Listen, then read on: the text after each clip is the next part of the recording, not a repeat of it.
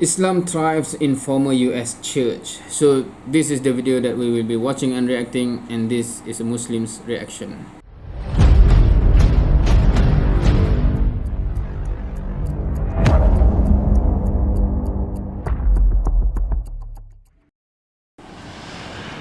The skyline in this inner city neighborhood of Syracuse, New York is pierced by the spires of a red brick building, crescents having replaced crosses, staring toward the heavens.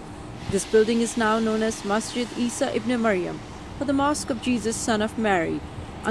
So that is interesting name. So the Mosque of Jesus, son of Mary. Of course, Masjid Isa ibn Maryam. So that's direct translation from the Arabic to English, basically. Now known as Masjid Isa ibn Maryam, or the Mosque of Jesus, son of Mary. Until 4 years ago, it was called the Holy Trinity Church. Walk inside, and a verse from the Quran engraved in wood reads, "Allah will forgive everyone, regardless of their sins." I always say that these walls were waiting to hear the Quran for 100 years, and that's kind of the sense I had right from the very beginning. Yusuf Soul has been a part of this church-to-mosque journey from the beginning.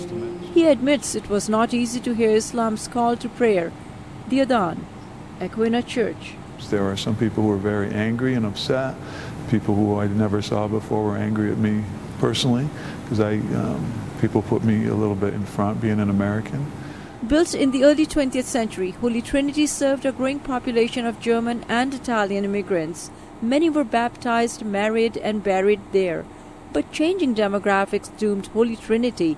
Parishioners moved from the city to the suburbs, replaced by a new wave of immigrants and refugees, many of whom were Muslim. We broke bread with many different groups, and eventually they were at peace and at ease with the idea of this becoming a mosque. In 2010, the Roman Catholic Diocese of Syracuse closed the church as part of a regional reconfiguration.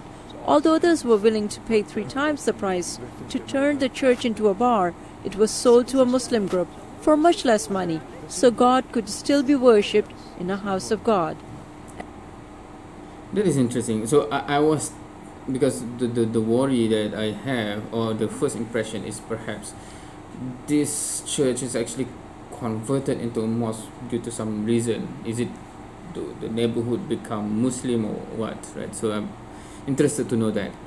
And then the story goes that basically the congregation for the church basically move out, meaning they no longer live in that area, and more people coming in from the Muslim demographic, and hence, and it also said that the original owner of the church is basically no longer use it as a church, right? Hence there's a bar wanting, or there's someone who want to buy it to make it as a bar. So in that context, it's good, I think, even from the perspective of the previous owner, that might as well give to the people who want to make it as a mosque rather than a bar. So that explains it, I think. And then the rehabilitation of the building started. Pews were removed, its wood used to fix the floor. Thousands of crosses on the walls were redesigned or painted over. The crosses on the spires were replaced and saved as precious reminders of the building's past. We still need to raise some funds and replace those lights, because it is a bit dark in here. This mosque is different than others in the area because there is not a separate room or wall separating men and women. There is no designated imam or a person to call for the prayers. The idea is the mosque belongs to everyone, and anyone can call for or lead the prayer. Even 14-year-old Sajjad Samir from Afghanistan. I always practice with myself, and people in the mosque encouraged me to give azan. And I started giving azan for like a few days. Refugees from several countries live near this mosque, but it serves a community beyond just the Muslims. So they really do see themselves as serving the entire neighborhood, from a food pantry open to all, to picnics and summer events and other things. So they really are wonderful community partners who want to serve the entire community, not just the members, the Muslim community locally. So that is good. It should be like that, right? It should be like that.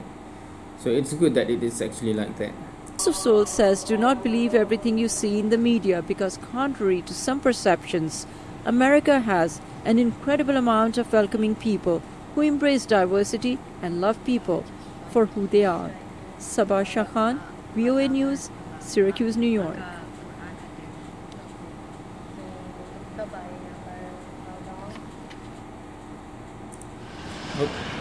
The sky.